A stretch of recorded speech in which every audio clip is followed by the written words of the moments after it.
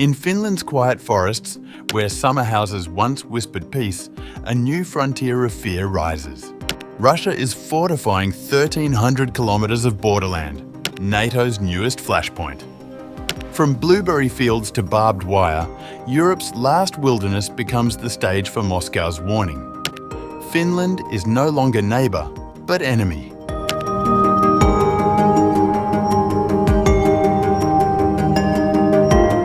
In the serene forests of North Karelia, where blueberry patches stretch toward the horizon and summer houses dot the landscape, an invisible line has become Europe's most watched frontier. The 1,300-kilometre border between Finland and Russia, once marked only by discreet striped posts painted in national colours, now represents the epicentre of a rapidly escalating military standoff. Russia's deputy chairman of the Security Council, Dmitry Medvedev, announced that Moscow is fortifying its entire 1,300-kilometre border with Finland, citing fears of potential unfriendly acts from Helsinki. Walls and barriers are being built. We need to increase the reliability of the protection of the state border. His announcement came just days after NATO opened a new regional land forces command centre in Mikkeli, Finland, positioned merely 140 kilometres from the Russian border. The timing was no coincidence. We cannot ignore the fact that Finland is currently a member of the North Atlantic Alliance. This predetermines a change in our military approaches to the arrangement of the border and to the repulsion of possible unfriendly acts. The strategic implications are profound. This new NATO command centre, while initially staffed by just 10 officers expanding to 50, represents the alliance's closest operational headquarters to Russian territory. Located roughly 250 kilometres from St. Petersburg, it will coordinate Allied land forces across Northern Europe, including joint planning and exercises. In August, as Finland's President Alexander Stubb sat across from Donald Trump and Volodymyr Zelensky at the White House, he delivered a stark reminder of Europe's precarious position. We might come from a small country, but we have a long border with Russia, over 800 miles. And we, of course, have our own historical experience with Russia, from World War II, the Winter War, and the War of Continuation. But the optimism in Stubb's follow-up comment felt increasingly distant from the reality unfolding along this critical NATO frontier. And if I look at the silver lining of where we stand right now, we found a solution in 1944, and I'm sure that we'll be able to find a solution in 2025 to end Russia's war of aggression and find and get a lasting and just peace. The situation is very difficult, but that's why we're here. Finland's rapid transformation from neutral buffer state to NATO's newest frontline defender has fundamentally altered European security architecture. The Nordic nations' membership, achieved at record speed following Russia's invasion of Ukraine, added more than 1,300 kilometres to NATO's border with Russia.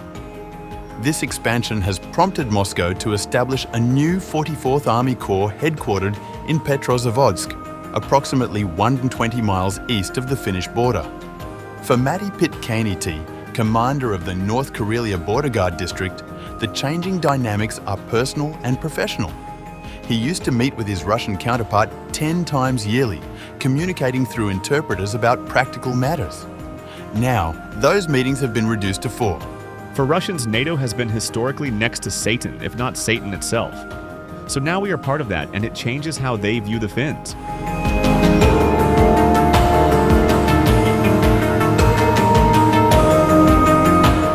Finland's militarization extends far beyond diplomatic tensions.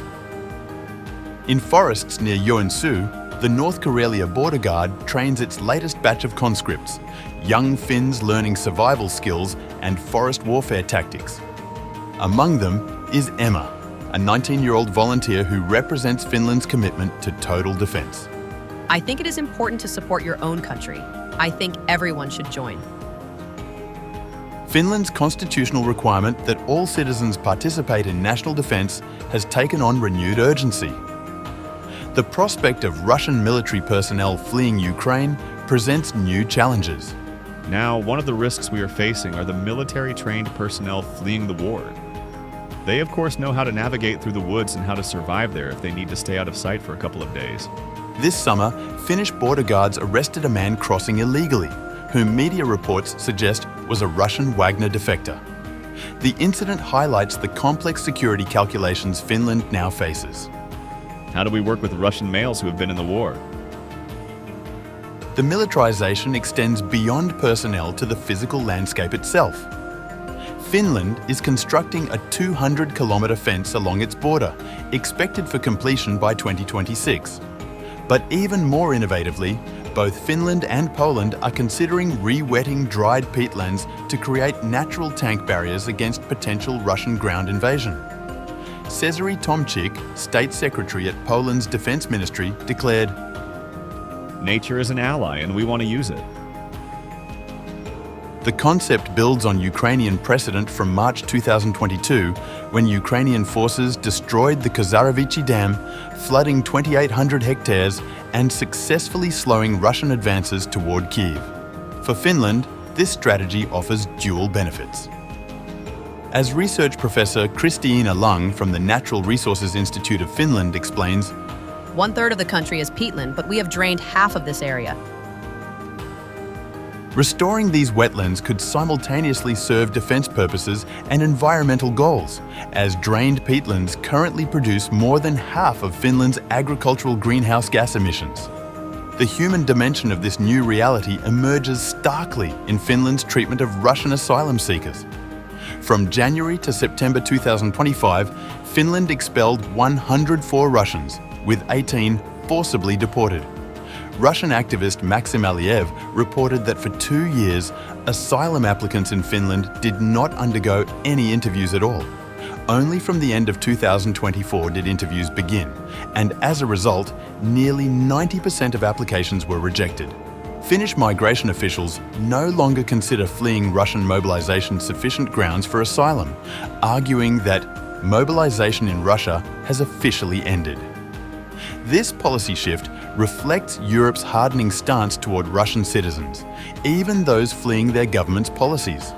The transformation of Finnish-Russian relations represents more than bilateral tensions. It embodies Europe's broader reckoning with post-Cold War assumptions about security and neutrality.